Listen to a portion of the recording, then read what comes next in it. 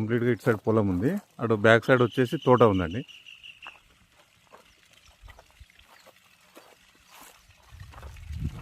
Fruit plantation ఏదో చూడండి water ఎట్లా ఉందో.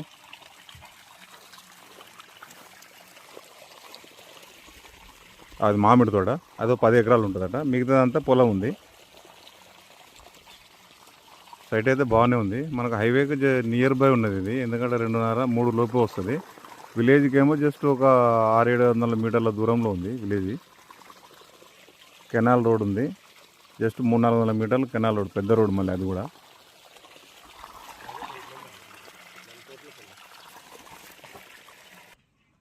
పది ఎకరాలు మామిడి తోట, మిగతాదంతా పొలము, 3 బోర్లు, ఫుల్ వాటర్ ఉంది,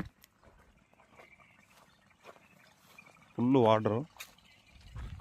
సపరేటు మనకు ట్రాన్స్ఫర్ అండి.